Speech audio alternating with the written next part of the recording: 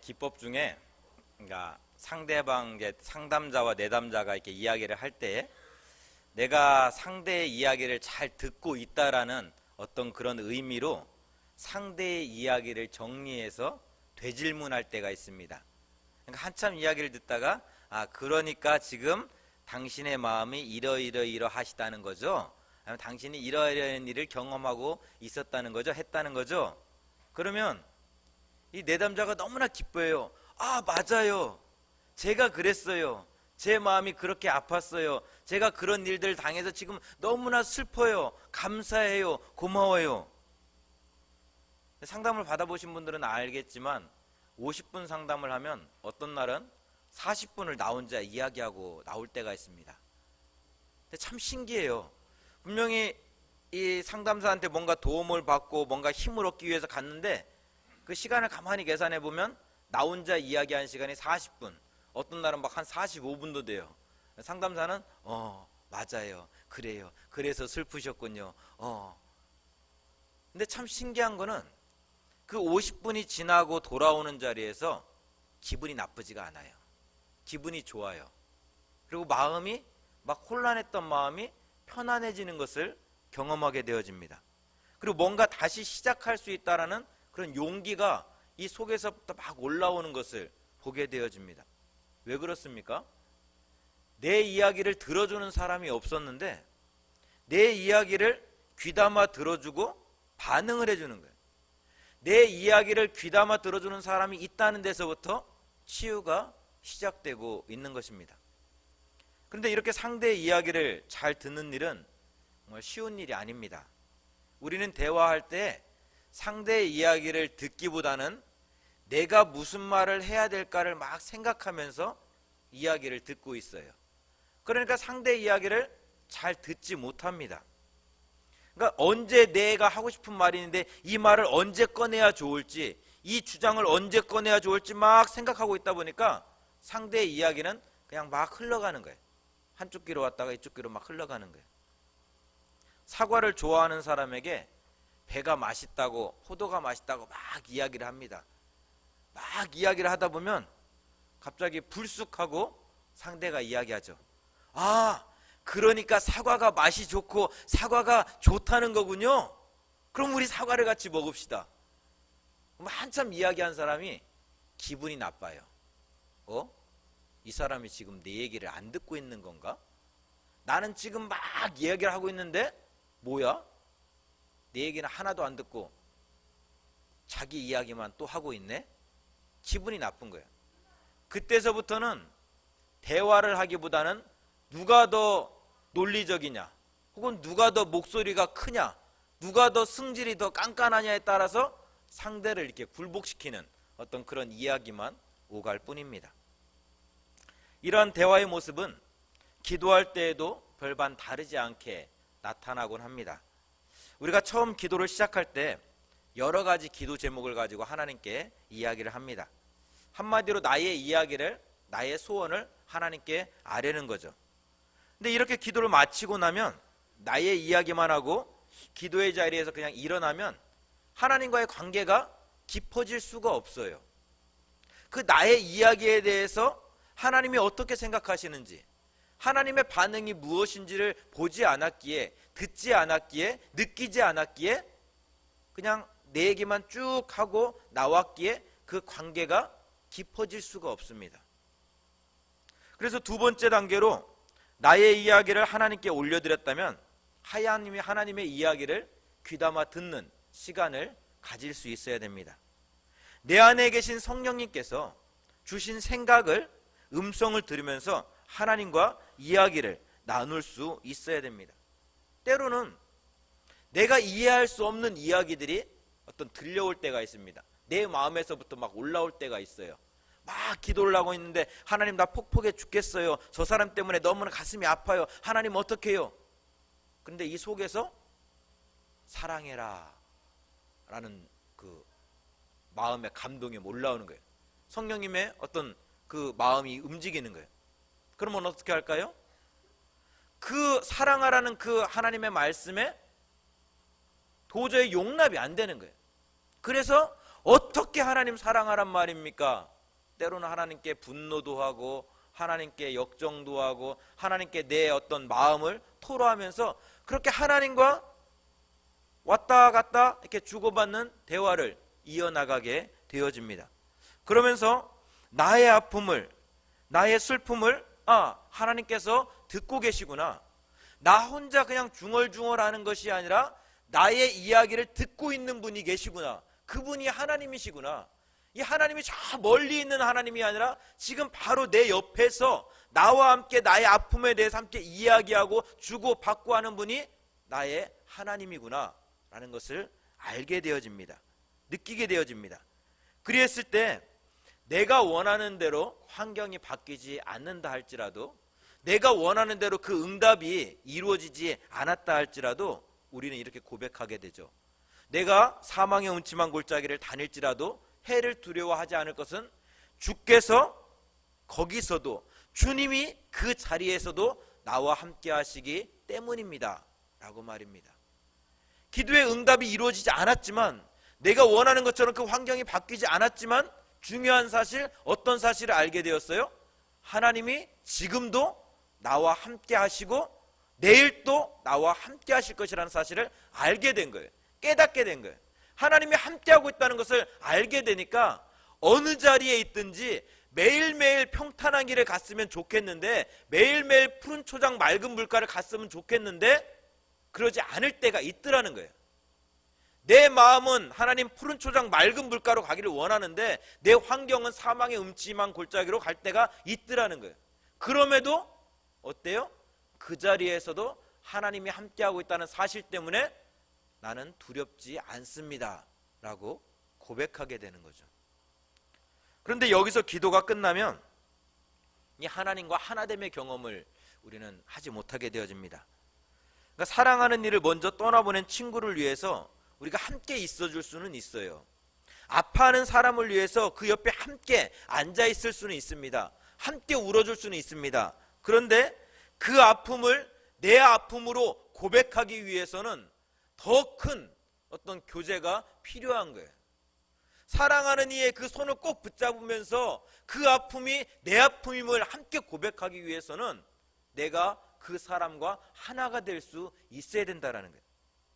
그래서 세 번째로 하나됨의 단계로 나아가게 되는데, 이 하나됨의 단계에서는 나의 이야기도 주님과의 대화도 존재하지 않습니다. 오직 주님만이 존재할 뿐입니다. 첫 번째로 나의 아픔에 대해서 기도했습니다. 두 번째는 나의 아픔에 대해서 하나님과 대화를 나누었습니다. 하나님과 이야기를 나누었죠. 세 번째는 이 나의 아픔에 대해서 울고 계시는 하나님을 보게 되는 거예요. 이 나의 아픔에 대해서 아파하시는 하나님을 보게 되어지는 거예요. 이때는 우리는 나와 함께 웃고 계시는 하나님을 보게 되어집니다. 더 나아가서 하나님의 아픔을 보게 되어지고 하나님의 기쁨을 보게 되어집니다.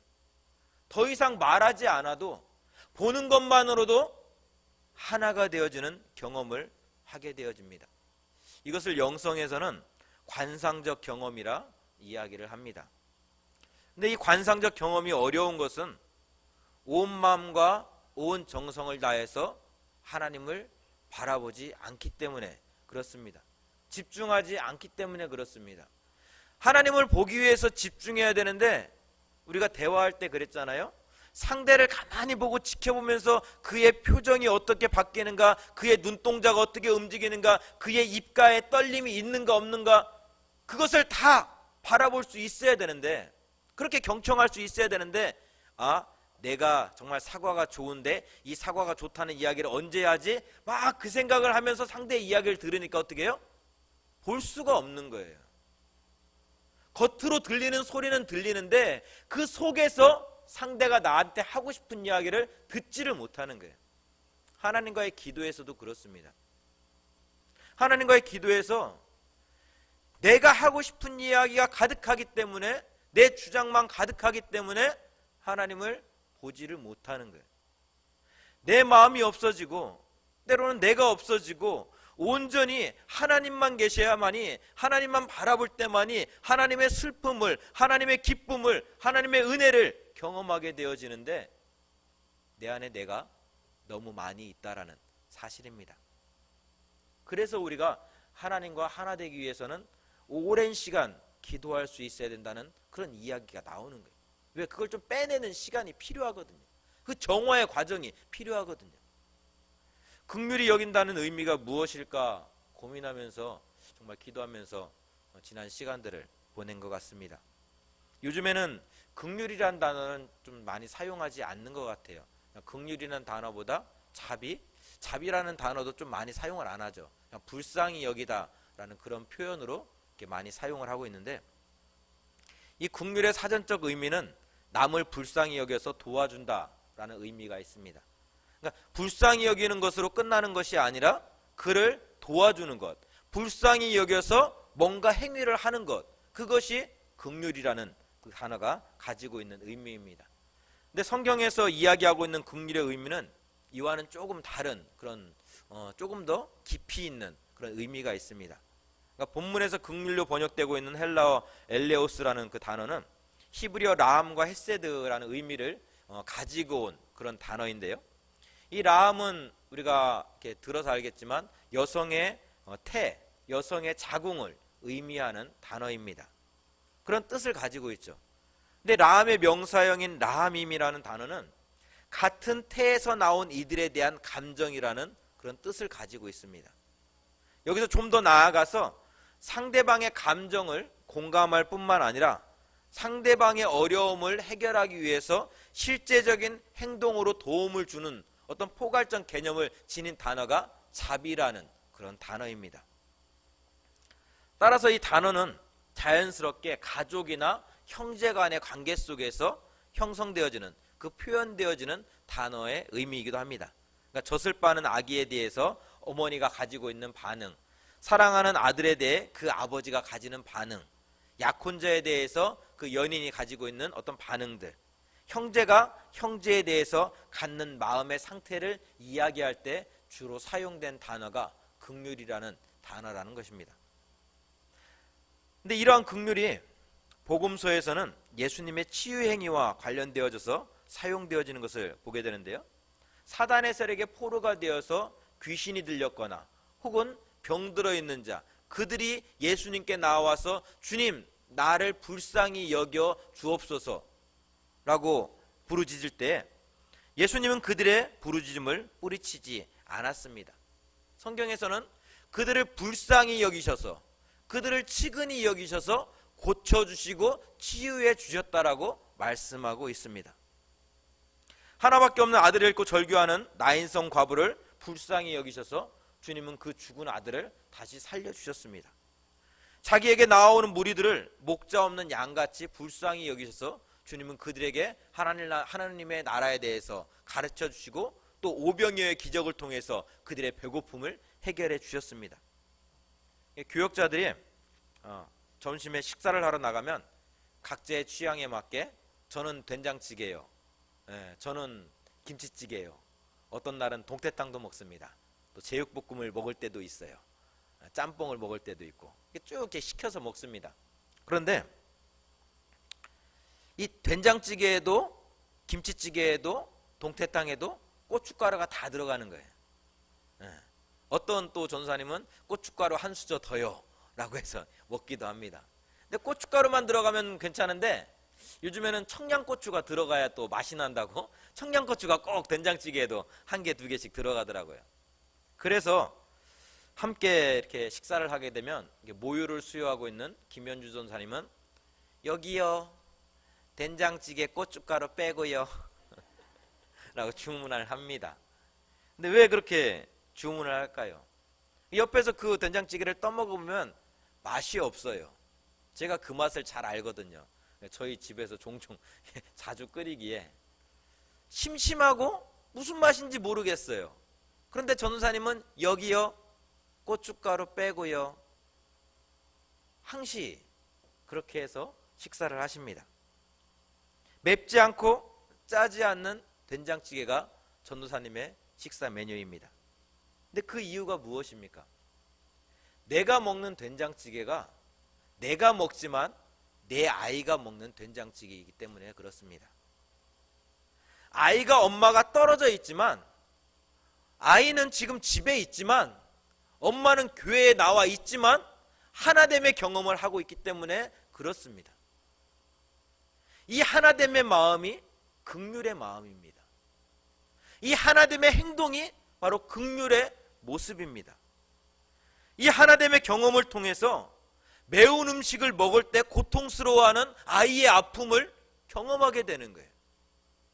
내 입맛에 좋다고 해서 청양고추 팍팍 넣은 된장찌개 하나 주세요 라고 이야기할 수 없는 것이, 그 된장찌개를 먹음으로 인해서 아파하고 고통스러워하고 괴로워하는 그 아이의 아픔을 알기에, 그 아이의 슬픔을 알기에 차마 그 된장찌개를 시킬 수가 없는 거예요. 이것이 긍휼이라는 거예요. 이것이 하나됨의 경험이라는 거예요. 아이의 아픔을 함께 경험하고, 그래서 차마 내가 좋다고 해서 매운 것을 먹을 수 없는 것, 그것이 바로 긍휼의 마음이라는 것입니다. 근데 아무리 엄마라 해도 온전한 하나됨은 참 어려운 것 같습니다. 아이가 2살, 3살만 되면 엄마의 요구 조건에 맞게 아이가 따라오기를 이렇게 요구하죠. 아이의 마음보다는 바쁜 엄마의 그런 마음 때문에 피곤한 엄마의 마음을 아이가 알아주었으면 하는, 그래서 엄마 바쁜데 너 왜 말 안 들어? 엄마가 이렇게 힘든데 너 왜 그래? 라고 이야기하죠. 그러니까 아이의 마음을 읽기보다는 내 마음을 아이가 읽어주었으면 하는 어떤 그런 모습이 있는 거예요. 하나됨을 위해서는 내가 먹고, 내가 먹고 싶은 거, 내가 하고 싶은 거, 내가 보고 싶은 것을 내려놓고, 아이가 먹고 싶은 거, 아이가 입고 싶은 거, 아이가 보고 싶은 거, 아이가 가고 싶은 것이 내가 가고 싶은 것이 되어야 되는데, 그 마음이 조금씩 조금씩 사라지더란 말입니다. 어쩌면 이런 분리의 경험이 아이가, 엄마가 건강하게 자랄 수 있는 모습이기도 합니다. 인간의 한계를 인정하면서 하나님께 무릎 꿇게 하는 겸손의 모습이기도 합니다. 엄마가 아이와 하나됨을 경험하고 싶어도 어쩔 수 없이 사람이 가지고 있는 한계이구나 라며 인정하며 하나님 앞에 무릎 꿇게 하는 기도의 제목이기도 합니다. 그러나 우리 주님은 하나님이심에도 이 땅에 내려오셨습니다. 자기를 비워 종의 형체를 가져 사람들과 같이 되셨고, 사람의 모양으로 나타나사 자기를 낮추시고 죽기까지 복종하셨습니다. 자기를 비웠다라는 것은 하나님으로서의 어떤 영광을, 하나님으로서의 능력을 내려놓았다라는 이야기입니다.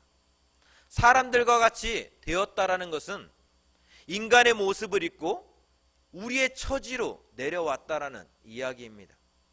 근데 예수님은 이 땅에 오셔서 그냥 바라만 보고 계시지 않았습니다. 히브리서 4장에 보니까 우리와 똑같이 입는 거, 먹는 거, 명예와 권력, 신앙의 문제로 시험도 받으시고 아파하시고 고통당하셨다라고 말씀하고 있습니다. 그렇게 시험을 당하셨기에 우리의 형편과 처지를 누구보다도 더 뼈저리게 경험하셨기에 너무나 잘 알기에 시험당하는 자들을 능히 도와주실 수 있다라고, 내가 도와줄게 라고 주님은 말씀하십니다. 이 모습이 저와 여러분을 향한 하나님의 긍휼입니다. 하나님의 하나됨입니다. 불쌍히 여기셔서 자기의 모든 것을 다 버리시고 인간의 몸으로 이 땅에 오신 분이 우리 주님이십니다. 그렇게 오셔서 인간의 모든 희노애락을 다 경험하셨습니다. 그분이 오늘 우리에게 이렇게 말씀하십니다. 왜 슬퍼하니? 왜 걱정하니? 무엇을 두려워하고 있니? 아무 염려하지 마. 큰 어려움이 있고 큰 아픔이 있어도 이젠 아무 걱정하지 마. 내가 너를 붙잡아 줄게. 내가 너와 항상 함께 할 거야. 내가 너를 지킬 거야. 실망치 말고 너는 나를 바라봐. 나는 너의 하나님이야 라고 말입니다. 왜 슬퍼하느냐?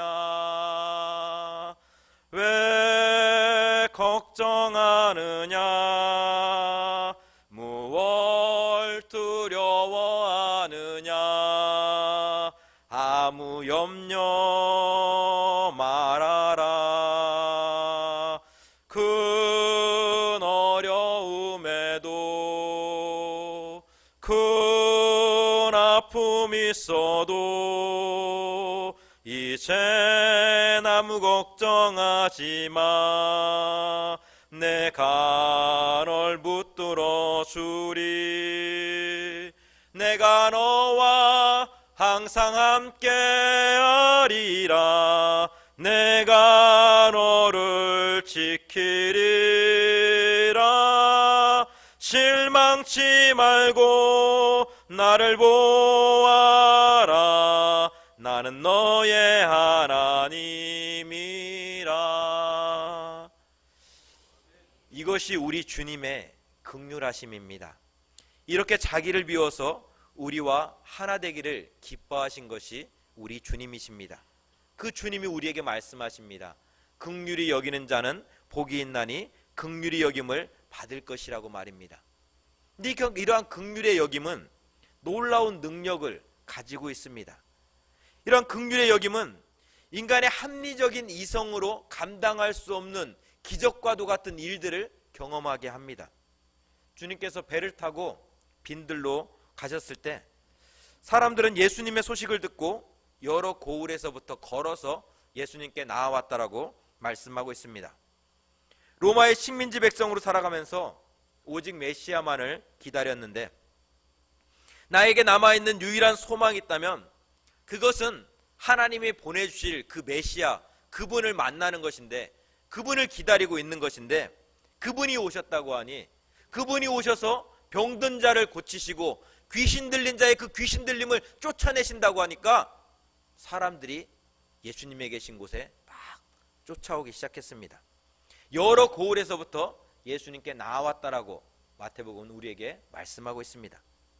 고향인 나사렛에서 예수님께서 배척을 받으시고 오병이어의 기적이 일어난 동네가 벳세다 지방이라고 했을 때 구글 지도로 한번 이렇게 쭉 그려보니까 60km 정도 되더라고요. 이 60km면은 성인 남자가 12시간을 걸어야 되는 그러한 거리입니다. 나사렛이 아니라 하더라도 예수님을 따라온 사람들은 적어도 6, 7시간은 걸어서 그 예수님을 쫓아온 것입니다. 근데 날이 저물게 되었을 때 제자들은 예수님께 이야기합니다.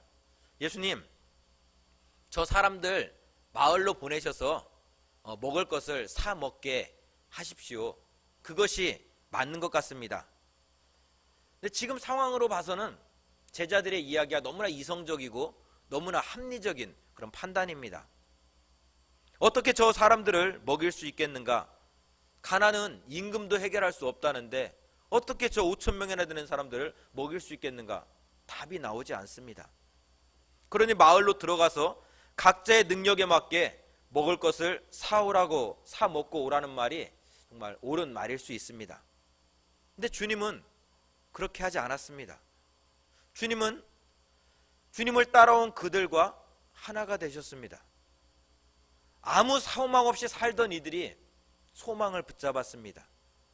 배를 타고 올 수도 있겠지만 마가복음의 기록에 의하면 도보로 달려서 제자들보다 먼저 빈들로 나아갔다라고 기록할 정도로 그들의 간절함은 무엇으로도 바꿀 수 없는 그런 목마름이었습니다. 그런 무리들을 향해서 너희가 알아서 하라는 말을 주님은 차마 할 수가 없었습니다. 예수님, 우리에게는 소망이 없어요. 어떻게 해야 되는데 우리에게는 답이 없어요. 우리에게 답이 있다면 오직 주님밖에 없습니다. 그렇게 달려온 이들을 향해서 너희가 알아서 해라. 주님은 차마 그렇게 말씀하실 수 없었습니다. 그래서 물고기 2마리와 보리떡 5개를 가지고 축사하시고 그들에게 나누어 주셨더니 5,000명이 먹고 12광주리가 남는 놀라운 기적과도 같은 일들이 일어났습니다. 지난 10월 20일 세상에 이런 일이라는 프로에서 신경섬유종으로 고생하는 심연희 씨의 이야기가 방송이 되었습니다. 방송이 끝나고 심연희 씨의 수술비와 재활 치료비를 위해서 모금이 시작됐는데 4일 만에 10억이 모아졌다는 그런 이야기를 들었습니다. 그 10억의 돈을 가지고 미랄복지재단에서 이제 수술비도 하고 치료비도 하고 재활에 사용한다라는 그런 기사를 읽었습니다. 세상이 참으로 이기적이라고 합니다. 부모 형제 간에 정말 돈 때문에 그 모든 관계가 끊어지고 그렇게 하루가 끊어지는 그런 소식들이 하루가 멀다 하고 신문지상에 오르내리고 있습니다. 이 나라의 정치면 사회면을 보면 정말 소망이 있는 것인가 너무나 이렇게 답답할 때도 있습니다. 하지만 다 무너지고 빛이 없어 보이는 이 땅에서 긍휼의 마음이 4일 동안 10억을 모금하게 하는 정말 놀라운 일이, 기적과도 같은 일이 지금 이 땅에서 일어나고 있습니다. 5,000명을 먹이고 12광주리가 남는 기적의 역사가 경험되었습니다. 우리 주님께서 가르쳐 주시는 긍휼은 어떤 이해하는 것을 넘어서서, 그래 아파하는 것을 넘어서서 하나됨의 기적을 경험하라는 하나님의 말씀입니다. 우리가 잘 알고 있는 석가모니의 예화가 하나 있죠. 과부가 그러니까 아들이 하나 있었는데 이 아들이 너무나 나에게는 소중한 아들이에요. 근데 그 아들이 죽었어요. 너무나 아파갖고 너무나 힘들어가지고 막 울고불고 하니까 석가모니의 제자들이 그럼 우리 스승님을 찾아가십시오. 그러면은 해답을 얻을 수 있습니다. 그래서 그 죽은 아들을 막 들쳐업고 석가모니에게 찾아갑니다. 그래서 석가모니가 이렇게 이야기했다고 합니다. 인생에게 죽음은 항상 있는 법이다. 너무 슬퍼하지 마라. 근데 아들의 죽음 앞에서 이 어머니는 이 슬픔을 그치지를 못하는 거예요. 어떻게든지 이 아들을 좀 살려주십시오. 어떻게든지 좀 해결해 주십시오. 그래서 석가모니가 이런 대답을 주었다고 합니다. 그럼 마을로 내려가서 사람의 죽음을 경험해보지, 그러니까 그 집에서 죽음을 경험해보지 않은 집이 있다면 그 집에서 조금씩 쌀을 얻어다가 죽을 끓여갖고 아이한테 먹여봐라. 그러면 답이 될 것이다. 그래서 이 어머니가 이 아이를 들쳐갖고 마을로 내려갑니다. 그래서 똑똑똑 저한테 쌀 좀 주십시오. 근데 이 집에서는 정말 사람이 죽은 일이 없어야 됩니다. 온 마을을 돌아다녔는데 다 집집마다 사람이 이렇게 할아버지가 죽기도 하고 남편이 죽기도 하고 또 아들이 죽기도 하고 딸이 죽기도 하고 다 죽음을 경험했다라는 거예요. 그래서 딱 돌아오면서 이 어머니가 깨달았다는 거죠. 아, 인생의 죽음이라는 것은 어쩔 수 없는 것이구나. 내가 받아들여야 되는 것이구나 라고요. 근데 이와 비슷한 사건이 누가복음 7장에서 있습니다. 나인성 과부의 아들이 이렇게 죽어서 장례 지내는 모습이죠. 근데 장례 지내는 그 모습을 보고 우리 주님은 불쌍히 여기셨다라고 성경은 기록하고 있습니다. 불쌍히 여기셔서 아들아 청년아 일어나라, 죽은 자를 살려내셨다라고 성경은 우리에게 가르쳐주고 있습니다. 사람이 죽는 것은 정해진 이치입니다. 하지만 주님의 긍휼은 죽은 아들을 부여잡고 눈물 흘리며 아파하고 있는 그 어머니와 하나 되는 마음이었습니다. 그 주님의 마음이 죽은 자도 살리는 놀라운 기적을 일으켰습니다. 사랑하는 성도 여러분, 아이를 낳고 키워봐야 비로소 부모가 된다라는 이야기가 있습니다. 사실 아무리 부모의 마음을 안다고 한들 어떻게 내 살이 찢어지면서까지 그러면서까지도 나를 선택하는 것이 아니라 내 아이를 선택하는 부모의 마음을 우리가 어떻게 알 수 있겠습니까? 그 고통을 참아내면서 내 아이를 위해서라면 마치 안 해도 됩니다. 그 고통을 참아내겠습니다. 그 부모의 마음을 우리가 어찌 알겠습니까? 다만 내가 자식을 낳아보고 자식을 키워보면서 아, 이것이 우리 어머니의 마음이었구나, 이것이 우리 아버지의 마음이었구나라는 것을 알게 되는 거죠. 고멜을 다시 찾아오라는 하나님의 말씀 앞에 호세아 선지자의 마음은 무너질 수밖에 없었습니다. 어떤 울분이 가득 찼을지 모릅니다. 그런데 주님이 말씀하십니다. 이스라엘이 그렇게 나를 떠나서 이방신을 섬기고 바알과 아세라 앞에서 그렇게 음탕한 모습으로 살아가지 않았니? 그럼에도 불구하고 나는 너희를 사랑한단다. 그럼에도 불구하고 너희는 나의 사랑하는 아들이야, 나의 사랑하는 딸이야, 내가 포기할 수 없는 나의 자녀들이야 그렇습니다. 긍휼히 여긴 사람만이 나를 향한 하나님의 긍휼이 무엇인지 알 수 있습니다. 긍휼히 여긴 사람만이 우리 주님의 그 한량없는 긍휼의 은혜를 찬양할 수 있습니다. 그래서 긍휼히 여기는 자는 복이 있습니다. 내가 얼마나 큰 사랑을 받고 살아가는지 알기 때문에 그렇습니다. 그래서 긍휼히 여기는 자는 복이 있습니다. 도저히 내가 용서받을 수 없는 사람인데, 도저히 내가 살아남을 수 없는 사람인데, 정말 내가 더럽고 추한 사람인데, 저 음탕한 고멜과도 같은 더 추하고 악한 사람인데, 그런 나를 우리 주님께서 사랑하셨구나, 그 사실을 깨닫는 사람이기에, 그 사실을 고백하는 사람이기에 그것처럼 더 복되고 감사한 삶이 어디 있겠습니까? 주님은 말씀하십니다. 긍휼히 여기는 자가 복이 있나니 긍휼히 여김을 받을 것이라고 말입니다. 같이 기도하겠습니다.